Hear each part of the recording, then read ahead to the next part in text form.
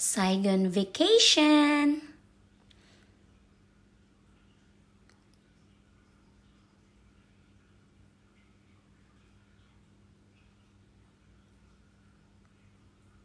Please subscribe, Gavski Vlog. Subscribe, like, and click the bell button. Gavski Vlog.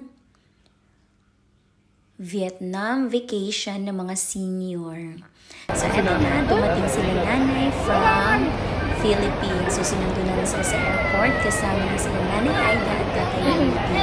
So, sila yung mom and dad of Miss Andrea. So, andito, sinundo namin kasama si tatay. Masaya kasi andito na naman sila ni nanay. So, ang saya nila.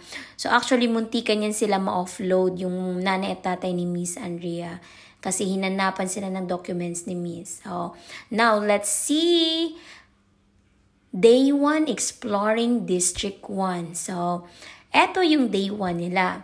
Dinala sila sa Takashimaya, nagpa-picture doon sa ground floor nila. So, tapos, nag-Independent Palace sila.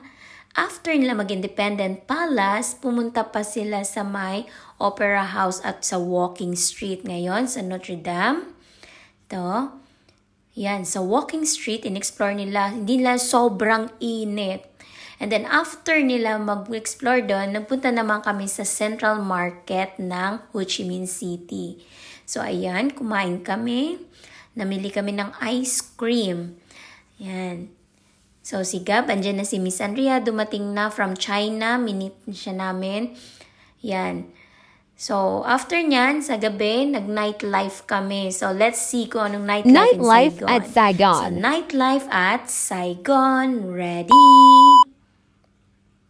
So, after namin mag-dinner sa Filipino restaurant, nagpunta kami sa walking street nila dito. So, ang tawag dito is Boy Vien Walking Street. So, ang saya ng mga senior teng, si tatay, tsaka si tatay ni Miss Andrea, si tatay Rudy, ang saya nila.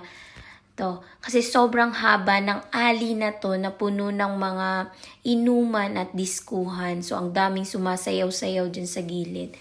So, eto naman si Gab, sabi niya, ang cute, magpa-picture daw siya. So, sige, pa-picture tayo. So, pumasok kami ito sa may bar ng Filipino. Okay, so ang vocalist nila dito at mga singers, puro Pinoy. So, ang saya nila. Yan.